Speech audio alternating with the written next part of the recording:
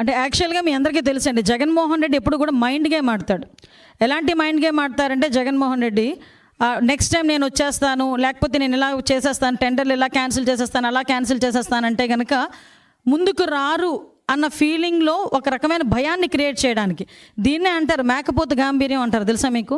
పులి ఎదురుగా ఉండేటప్పుడు అలాగే ఉంటుందట మేక పరిస్థితి కూడా.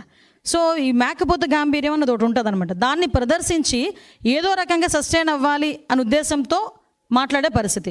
నేను ఒకటే అంటున్నా, అసలు పగటి కళ్ళ కండం ఎక్కువైపోయింది జగన్మోహన్ రెడ్డి. గవర్నమెంట్ మన ప్రజలకు కూడా అర్థమయ్యే పరిస్థితి కనిపిస్తూ ఉంది. సో అలాంటి వాటిలో మేము భయపడాల్సిన అవసరం లేదు.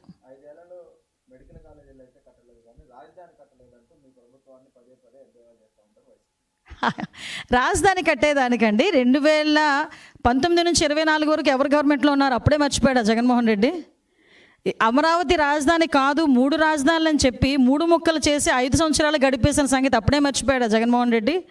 ఈరోజు అమరావతికి మళ్ళా పునర్ప్రారంభించడానికి నరేంద్ర మోడీ గారిని తీసుకొచ్చి ఈరోజు ఇక్కడ మళ్ళీ తిరిగి శంకుస్థాపన చేయించి దగ్గర 15,000 కోట్ల పైన ఈరోజు డబ్బులు తీసుకొచ్చి ఈరోజు కన్స్ట్రక్షన్ స్టార్ట్ చేస్తూ ఉంటే బెంగళూరులో కూర్చొని మళ్ళీ డైరెక్ట్ తాడేపల్లి, అంటే ఇతను టూర్ ఎలా ఉంటుందంటే బెంగళూరు ఎయిర్పోర్టు, విజయవాడ ఎయిర్పోర్టు, తాడేపల్లి, మళ్ళీ తాడేపల్లి నుంచి విజయవాడ ఎయిర్పోర్టు, మళ్ళీ వెంటనే బెంగళూరు. మధ్యలో కొంచెం వెళ్ళమనండి ఈ గాంజా వాళ్ళ దగ్గరికి, లేకపోతే ఈ బెట్టింగ్లు చేసే వాళ్ళ దగ్గరికి, లేకపోతే ఏదో అంటారు కదా ఈ పనికిమాలిన పనులు చేసే వాళ్ళ దగ్గరికి పరామర్శలు కాకుండా ఇలాంటి చోట కూడా రమ్మనండి.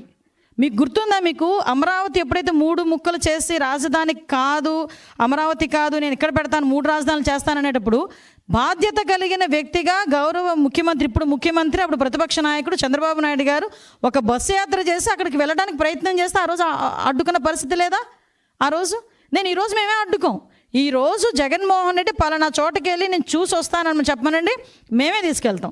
ఇదిగో నేను అంతవరకు ఎందుకు ఈ 17 మెడికల్ కాలేజీలు రమ్మనండి జగన్మోహన్ రెడ్డి గారిని. ప్రతి ఒక్క దగ్గరికి నేను తీసుకెళ్తా with escort, with police protection. ఆయన కావాలనుకుంటాడు కాబట్టి విత్ పోలీస్ ప్రొటెక్షన్తో, విత్ ఎస్కాట్తో దా బాబు నేను తీసుకెళ్తా. ఆహా అంటావో, ఓహో అంటావో, తల బాదుకుంటావో చూద్దాం ఒకసారి. అంతే తప్పించి ఇంట్లో కూర్చొని బురద చల్లేస్తాను, మళ్ళీ ఫ్లైట్ ఎక్కేస్తాను, బెంగళూరు వెళ్ళిపోతానంటే కనుక అవదబ్బా. ఇది ఆంధ్రప్రదేశ్ రాజకీయం.